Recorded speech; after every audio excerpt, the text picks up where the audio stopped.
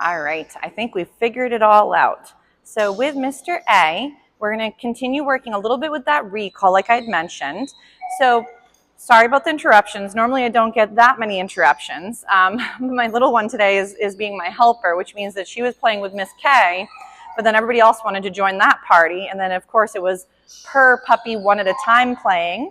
And so now with Mr. A, if let's say we're working with recalls, we want to make sure that we have our couple recall rules. So number one would be don't make recalls the end of fun. So if every time you call your gorgeous guy to you, it equals the game is done, like we're done playing outside, we're done exploring, we're done doing something he finds valuable, the next time you call him to you from outside, he may not want to come when called. The other thing too is you don't want to pair recalls with something scary. So let's say he's scared of nail time or tubby time, whatever it is. If you're calling him towards the spooky thing to then go put him into the bathtub, he might then think the next time you call him, it could be tubby time as well. Obviously, we'd want to get into some cooperative care too, so he gets in the rhythm of feeling safe while doing certain things he might have to get comfortable with, like vet care, handling, grooming.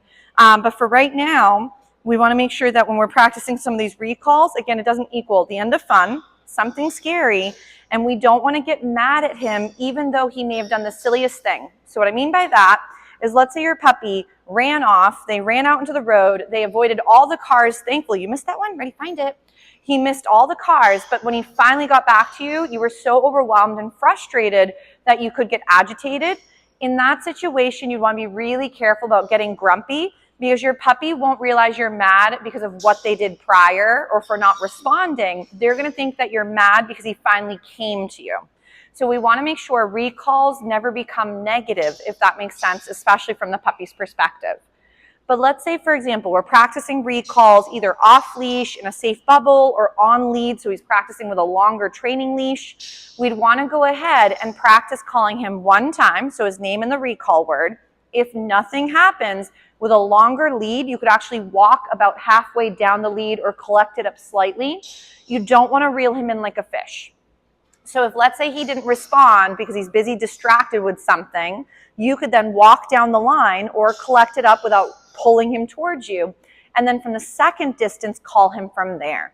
So that way, your handsome guy has the chance to practice moving around the environment and then checking back in. Ready? So right here, I'm just going to interrupt with a little pause of interrupter. So for working these recalls, I like to at times also send the handsome guy away. So I'm going to go ahead and do a little find it. And then from there, and this could be also, he could be, again, let's say I'm blabbing and I didn't get the chance to say the cue word or call him and tell him to come. You could still feed him for making his way into your bubble again, because I want him to think there's a lot of great value in coming from the environment back to you guys. So right here, Allston, come. So let's say he's a little distracted. So he's off finding a snack. He's a little bit unsure. I would get, again, half the distance, try again. And even if you didn't necessarily get him with the second recall, don't keep asking. So if you tried 2 recalls, nothing happens. It could be he's confused, he's overwhelmed, maybe he's a little bit distracted, or the situation's just not working out, and that's okay. In that moment, don't keep repeating yourself, because the more you say something, the less it means maybe what it's supposed to mean for you and for him. But also he might start to lose the meaning behind the word, or he might think a recall might be 15 recalls and you finally come. So I might go ahead and let him get distracted. Allston, come. And so another couple great ways to practice is in the home or in the yard. Allow your babe to get distracted. They're doing something in the home or outside.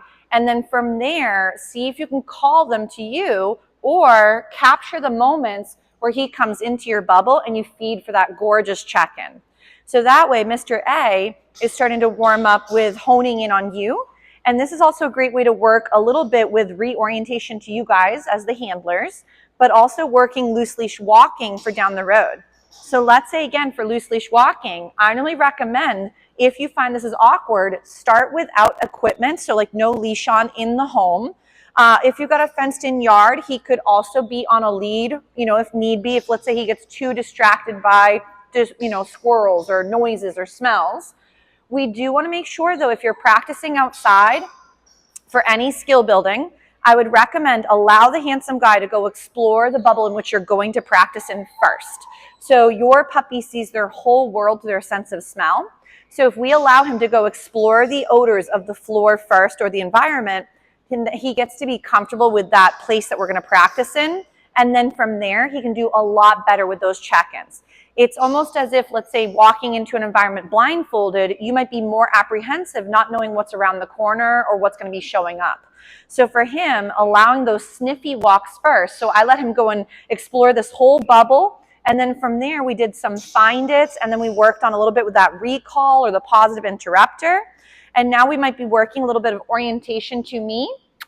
So right there's my positive interrupter to regain his attention. Very nice. We dropped a little piece. He says, don't worry, he's got it. So the benefit of this again is Mr. A is getting lots of really great reinforcement deposited into behaviors or skills we'd like to have happen again. So remember, a lot of these behaviors, most puppies find that there's very little value to none in working loose leash walking or coming when called or doing again a downstay.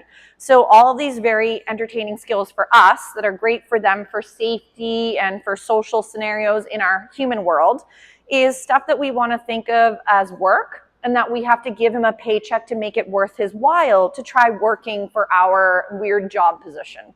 So if again you're finding certain skills like sits happen really readily, it's more than likely the sit has had a lot of great deposits into that bank account. So make sure that when you're practicing with the handsome guy, if there's certain things he's not as comfortable, make sure you're rehearsing more of those before you need them in calm bubbles before trying them in harder spaces like the yard or the front yard or on a potential walk. But if right now he's struggling with, let's say, loose leash walking or honing in on you guys versus other things, make it more fun to hone in on you in a soft bubble first. He says, I dropped that one.